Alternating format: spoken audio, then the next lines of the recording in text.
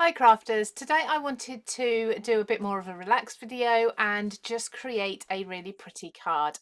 I have got a beautiful new collection from Textures called Layered Lace, and I'm going to incorporate this into a see-through card. So it's a card made from acetate, which I've done before in the past and you've all loved. Hopefully this is a little bit of a different spin on it as well. It only uses one sheet of A4 acetate, a little bit of vellum, and then your embellishments. So let me know in the comments if you're going to be following along and trying something like this. I will link the dies in the description below for you as well, and I hope you enjoy this tutorial.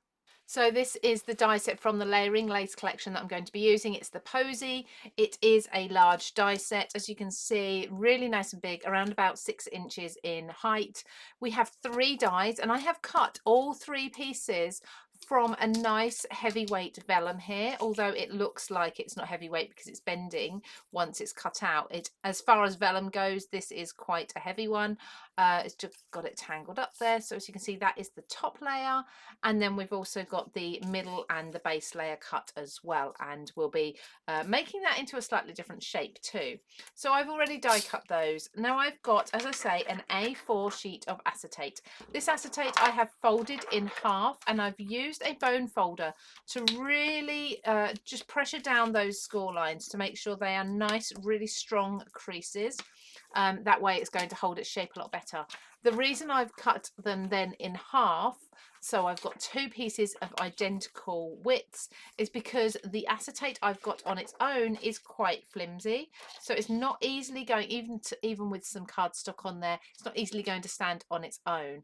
It will balance, but the slightest bit of wind and that will be over. So I'm going to layer together 2 pieces instead. I'll be doing this towards the end just to strengthen it. Now I'm going to do this with red liner tape, and because I'm working with acetate and vellum, both very see-through transparent materials, I'm also going to be using a spray adhesive. This is going to eliminate any of the adhesive being seen. Now a tool that I'm going to be using to create the background on the acetate card base is this new tool. This is from Creative Craft Products. So as you can see, it does fold in half for easy storage. It has a trimmer, it has a scoreboard, it has punches, it also has a bow maker element down the bottom, but I'm going to be using it just for the scoreboard, and the reason I pulled this out rather than my usual scoreboard is because this has both horizontal and vertical lines, and I really want to get a look on the acetate that looks a bit like the background of lace. So I thought actually I could go with the squares. I could even actually make this diagonal, which I think I might do. I think I might open the trimmer up, the scoreboard trimmer up. I'll make sure this is linked in the description below because this is a phenomenal price if you're in the UK. In fact, we do have it on the US website as well, but this is just such a brilliant tool for a little bit of everything. So I think I will open up my acetate, and I'm going to position it at a 45-degree angle as best I can. Now, because acetate is plastic, of course it's static, it's getting bits of fluff stuck to it. I will sort that out later. That will be something that I will clean up before I construct my card. I'm going to take 2 pieces of low tack tape and just pop the acetate securely onto here. So I need to think about my angles. It doesn't have to be exactly 45 degrees, of course, but I want it fairly close. And then the bone folder that comes with this particular scoreboard has a really nice sharp point. So I'm going to go along each of the lines, both horizontally and then vertically. And these are really tiny little grid marks, so I'm going to get a really nice sort of mesh looking, net looking background. So I've gone along the vertical lines. As you can see, my acetate is starting to lift up, but I'm not so worried about that. I'm going to do the other lines, so the horizontal lines, and then see what the shape is holding like. So this may well combat that. So by putting this on the black cardstock, you can see there where I've got all my score lines. The card is ever so slightly warped, but I think I'll be able to fold that enough times along some of those score lines to counteract that. But before I do that, on the inside of the card base, so I've just scored my lines down on the inside where they're then raised up, I'm going to use some sandpaper, and I'm just gently going to brush over the tops of those lines to give them an ever so slightly frosted look and make them stand out a little more. So there, now you can see we've got this lovely pattern to our acetate, and it's up to you. You can use the glossy side or you can turn that over. You can turn the direction of the crease in the top if you want to, because once acetate has folded, it's pretty easy to have flexibility in that fold, and you can fold it over the other way. Now, I did say about using the second piece as well, and I'm going to put this over the top so the two folds are back to back, side to side. I'm going to run a line of red liner tape across the back at the top there, only thin, so that the two can be together. So that will then give me a nice base to start putting my lace pieces on. If you want to, you can take your sandpaper and just scuff up the surface of this top one as well. And this is then also going to give you a slightly frosted look. As you can see there, you can barely see that red liner tape at all, and I will be adding a bit more underneath the lace flowers between these two layers later to secure the two front bits together, but I want to see where the lace falls first before I do that. So now to bring the flowers in and layer these up. So I've got all of the vines that are sort of catching together, but just be really careful with these. They are extremely delicate, so try to keep them separate once you've cut them. And I'm going to be using a spray adhesive. So I'm going to spray the reverse of the one that I'm putting on top. I never spray the base one because the base one is larger than the one that's going to be adhered on top. So I don't want any adhesive showing. So I'm going to spray over my waste paper bin the reverse of this middle layer. And then once this is tacky, I'm going to pop it onto the base layer. And as you can see with the spray adhesive, you just can't see any of the adhesive. Is absolutely perfect for working with vellum. Now, I choose to use a repositionable spray adhesive because you get time to reposition it, but I also find it actually sticks for a very long time. So the other alternative is a permanent one, which is fine, but I like to have the maneuverability. So if I do need to lift it up and place it down again, I can. But this one, I find it doesn't then lift up when I don't want it to. So days, weeks, months later, it's still stuck. So I guess if you really try to lift it up, you probably still could at that stage, but it's certain the things are not going to fall off of your projects. There we go. We have a beautiful lacy piece of die cut. Although the vellum is very, very thin, once you've got 3 layers together, it's much thicker. So we need to place this on our card, and we can do this as a whole piece, or I'm going to actually make it stretch a little bit further by putting it on as a part piece. So I think I'm going to have it on this edge and trim away this part of the flower and bring that over to here. So probably the best way to do this, and I can use any adhesion here because we're not going to really see under here. So I'm going to use a wet glue this half down, cut it, and then transfer the other half over. So the glue I'm going to be using here is the bookbinding glue from Papercraft products.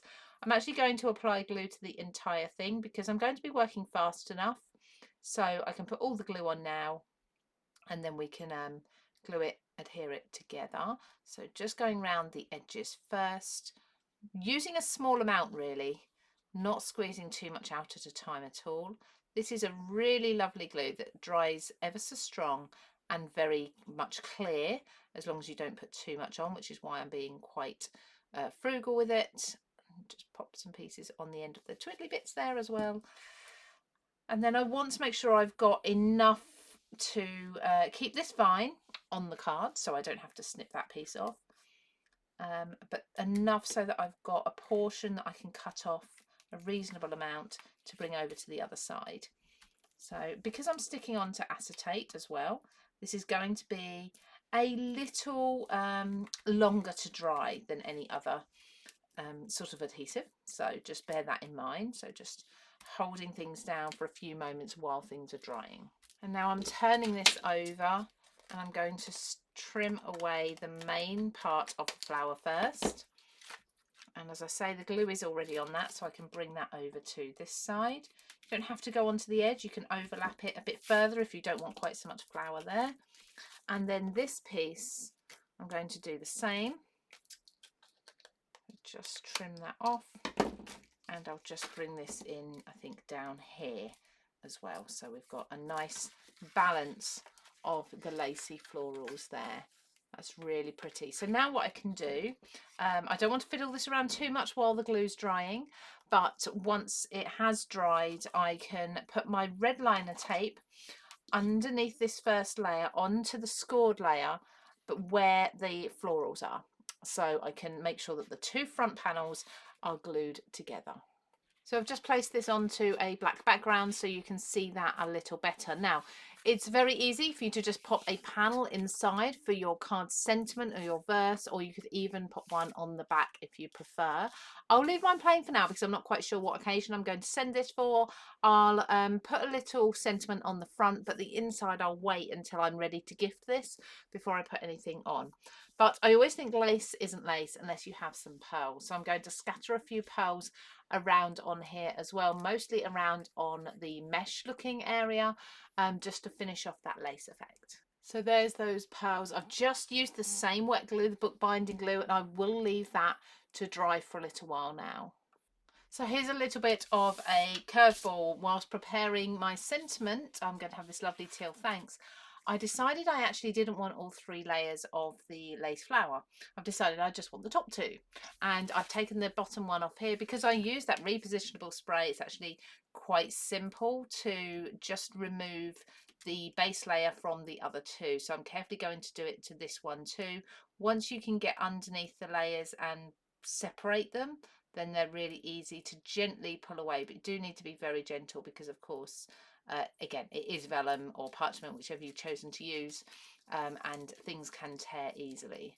So as you can see, everything's just gently pulling away from the other 2 layers. So this is the solid base layer that I'm removing. I just thought it would look nicer being able to see through the lace a little bit more than we could, and that way you'll also see the detail in the florals a bit more, which is absolutely stunning detail.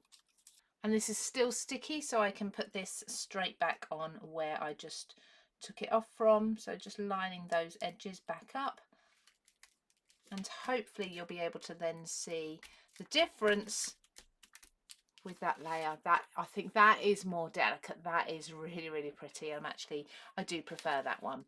So I've also cut the word that I'm going to use, the word thanks. I've cut from a lovely teal cardstock, and I've then cut it from adhesive foam. I'm going to layer the 2 together and place this on the card. So there we have the finished card. As you can see, taking that layer off has actually made that even prettier. So it is a see-through card, so think carefully about which background you'd like to put in there to write onto. I would probably just put some white cardstock in there, and that will be fine, because when it's stood open, then you're not really going to see the white behind it as easily anyway. And I've just got a pop of colour with the sentiment there raised up onto the adhesive foam. I hope you like this technique for creating a lace effect card. Don't forget, of course, to subscribe to my channel if you do like videos like this, and there's a whole card making playlist just here. Take care, everybody, and have a lovely day.